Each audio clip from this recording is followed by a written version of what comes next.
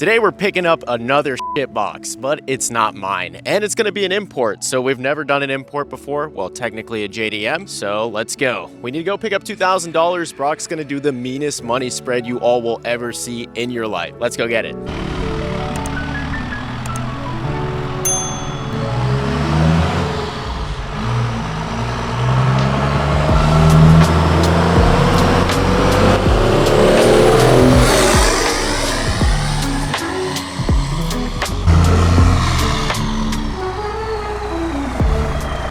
People all with fun in Toby. Much like yourself. I got that on video. In hell, man, this is bad. That ain't good. We got the experienced truck driver right here. His dad's a semi-truck driver, so basically he knows everything already. Yeah. I feel like Mike, Jordan, give me the rock. Nothing like flexing money that isn't ours, right? Oh, it's my favorite.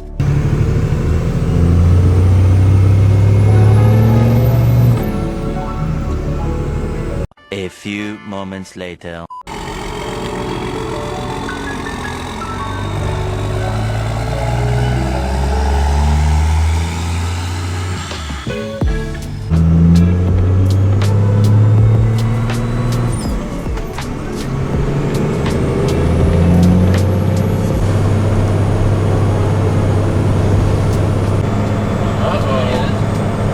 That looks like a burnout.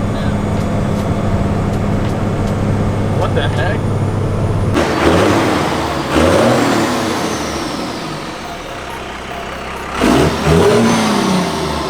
We officially made it to our destination with the Cummins. I'm surprised that we made it to begin with no brakes. Anyways, this is the new car that Mike is picking up in Gainesville. I gotta drop it off to Andrew first next week on Monday, but it's a 1986 Mazda RX-7 FC. Oh yeah, turbo too. You can see it right there. Brock is giving me some notes because I don't know my JDM like that. All I know is that it's got an American heart with a Chevy small block, brother.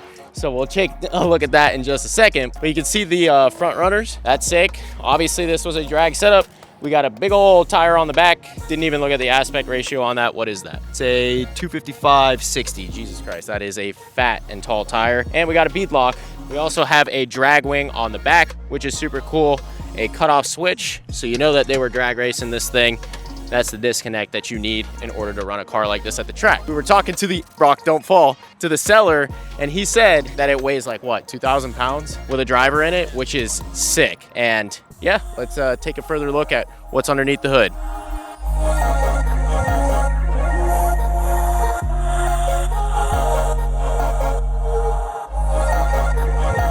So it has a crack in the block, but it still runs and drives, which is pretty cool. Check this out. So what were you saying? Maybe a 350?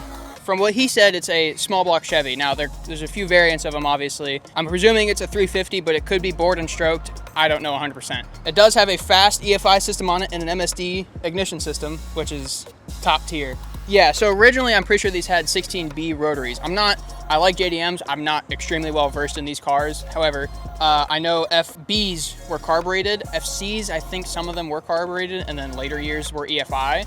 If we go to the inside, if he zooms in on the panel right here, it has auto adjusting suspension, which is a Turbo 2 option, so you have normal and sport mode right there, which I think is an extremely cool feature for a 86 over 40, yeah, it's 39 years old. Like I said before, it's got a cracked block. It does leak coolant, but it still runs and drives. Sounds like it has something going on with either a valve or a knock. You guys will hear it in the video.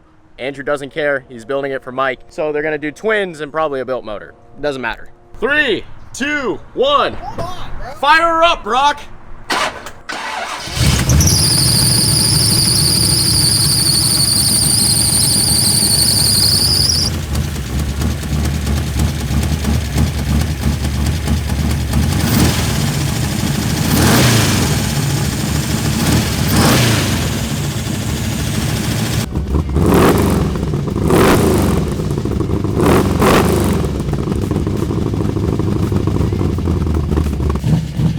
Smells like straight coolant. Yeah, I might need to refill. Transmission wise, we've got a, what was it? 700 R4. R4 Yeah. and a B&M ratchet shifter. So, oh, it's reverse manual. right? 1, 2, 3. Yeah. Yeah, he said 4 manual. You got 1, 2, 3, 4. You pull back, 4 gears, perfect for driving on the highway. Streetcar setup. That's what it is. Drag and drive. Yeah, drag and drive. Streetcar. It does have AC. We felt it when we were picking up the car. Yeah, it blows ice cold. This is obviously your EFI, ECU, dash, so you're gonna get all your data there, RPM, that type of stuff. Kind of like what I have going on with the Turbo Mustang. And you got 2 gauges here. Do these work? Yeah. Okay, so yeah. Oil pressure was good. It was at 50, it read 50 PSI. Yeah, which is good, but the crack in the block isn't good. So yeah, it's not without its flaws, and it's gonna get fixed up. So I personally think the interior is pretty freaking good for being a 40-year-old car. It's really nice. Even the headliner up here. I mean, got some water treatment to it, but. Well, yeah, he said the glass top was leaking. All the seats, no tears or rips in them, even in the driver's seat.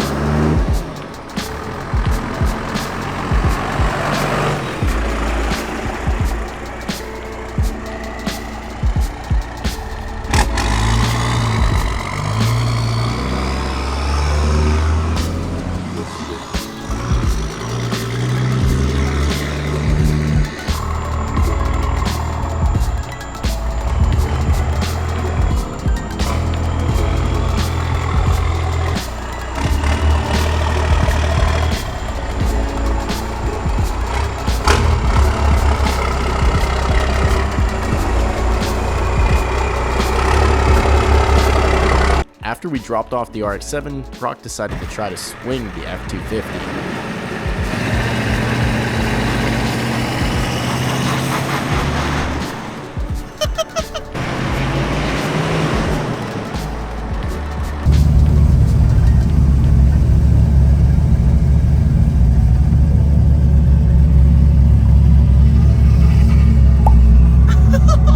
The next day.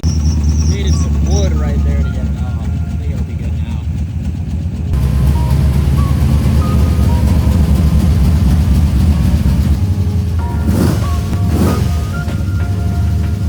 So I'm gonna get working on this bad puppy right here for the time being. We're gonna check out if we can see the crack in the block, and we're also gonna do an oil change and see how much coolant is in there, because I smell coolant like crazy. So there's definitely coolant in there.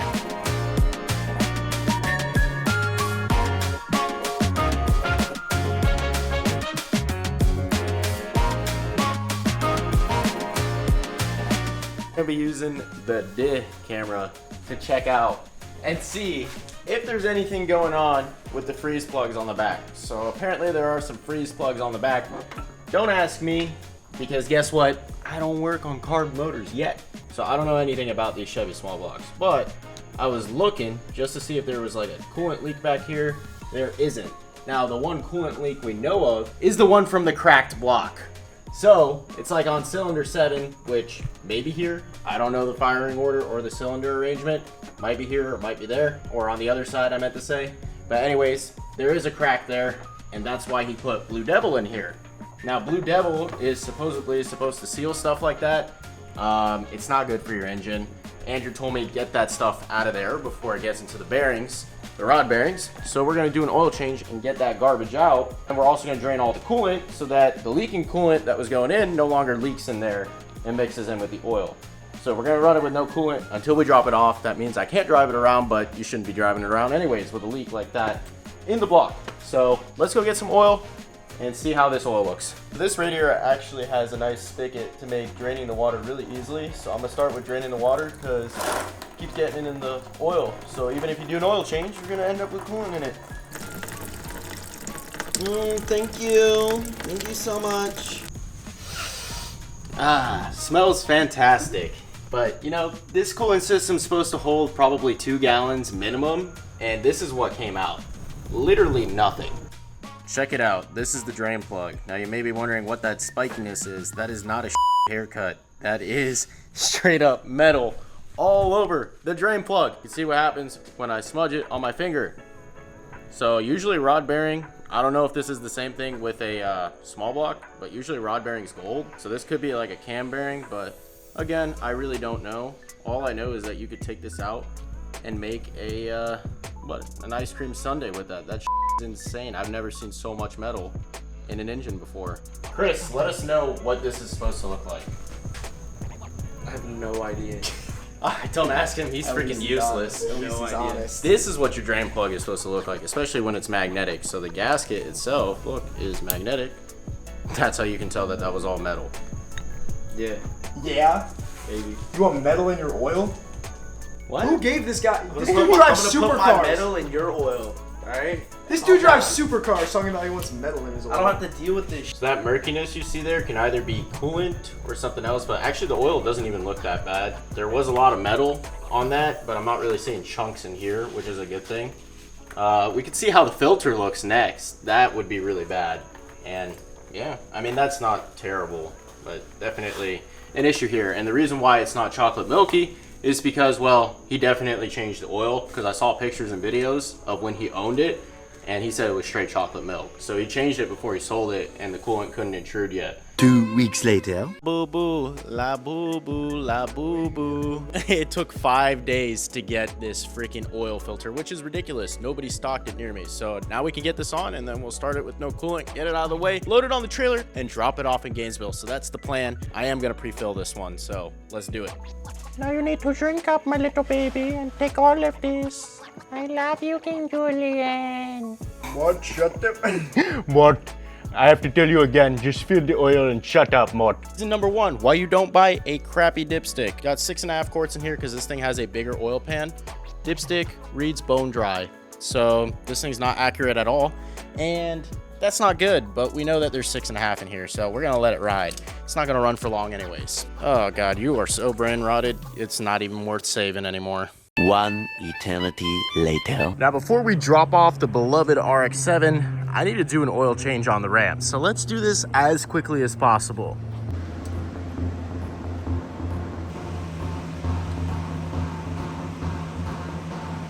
Going with a slight delay because I couldn't load the car on the trailer myself. So we had to wait a couple of days, and the reason why I have a car cover on it is because the glass roof is leaking a little bit, the sunroof, so I could not ruin Mike's car. It's actually pretty bad.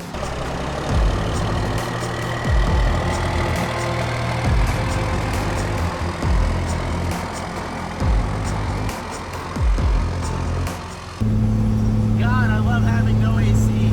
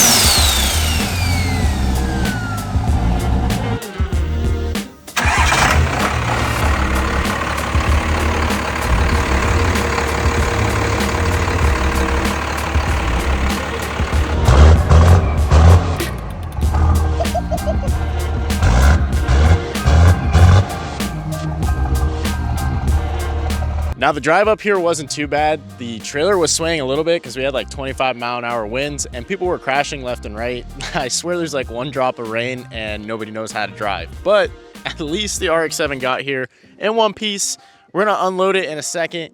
Well, let's check out this truck. All right, So this is a 97 12 valve 2500 single cab long bed. We have a Steed Speed T3 manifold, and we have an 8596 132 atmosphere with a T6 feeding back into a Greg Turner Turbo 6774. It's a 3-inch mid pipe to a 4-inch down pipe, all stainless, and it goes right to a 5-inch MBRP exhaust. Fueling wise, we've got a 13mm Jam Injections injection pump, and it goes to a set of GT Turbos injectors. All fed by a 250 fast pump. Currently, it's a stock bottom end 12 valve. We've got a short block in there that's getting stripped and turned into a forged bottom end motor, and then we're gonna try and see if we can get that 1,000 horsepower fuel only mark. Let's look at the interior of this second gen. First of all, this is like the cleanest, lowest miles second gen I've ever seen. It's got 83,000 original miles.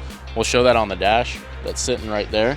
Like, that is actually insane that it has that many miles. Then, if we hop in, none of the dash is cracked, which is like unheard of. Mine is just completely ran through, destroyed, cracked in several places. This thing is just mint condition all around. So I don't know how much Sean paid for this, but I mean, this thing is perfect. And then you got a built trans in here. Still the 4-speed, but it's a Ford manual valve body, and you shift it like that. So that's probably first, second, third, fourth, and then park is up there. I probably have to pull the lever or something like that. There you go, back into park. So check it out. This thing is sick. We got gauges here. That setup, Andrew said, can probably make 100 pounds of boost. So imagine just seeing that on the boost gauge all the way maxed out. That would be insane. And like we were saying, everything about this truck is mint. I mean, just look at the exterior. This thing about this entire compound kit and this truck as a whole, one, if you shut the hood, you'd never know. It's an absolute grandpa sleeper, especially with the full exhaust. And two, this compound kit is set up for a fully stock engine bay. To my knowledge, this is the only top mount compound kit offered, which we're gonna be bringing it to production here soon, that is set up to not have to have anything modified. There's no lines rerouted. There's nothing cut out of the inner fender. The AC lines are where they go, the coolant reservoir, the shroud, everything is exactly how it would have come from the factory. The only thing you change is you delete that passenger battery, and we have a bracket that goes right where that went. Outside of that, normally your compound kits offered for these trucks are over under, they're size limited, and you typically do have to modify things. But we even retain the stock intake elbow off of the turbo right here and that clamp. And then your cold side pipe adapts right to it and goes to your intercooler. All the driver's side stuff is the same. All you need is a Steed Speed and a Dream. So this right here is a short block that they're gonna build. So forged rotating assembly. This is what your 12 valve looks like. It's very long, unlike other things. What?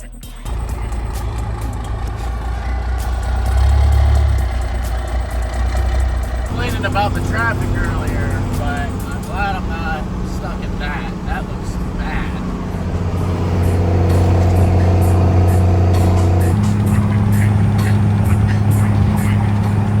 Obviously, I'm back home now, and every time I say I'm not gonna drive through the middle of the night, I end up doing it anyways, because that's just how I am. But I really did not like that. I was super tired. The RX-7 is obviously gone. It's in Gainesville. But if you guys want updates, I'll ask Andrew. Maybe we'll make another video on it. Maybe I'll go up again. Probably won't, it's so far away. But if you guys enjoyed it, please remember to comment, like, and subscribe, and I'll see you all in the next one. What's up, guys? This is Zesty Wash, and I'm gonna show you what it does today.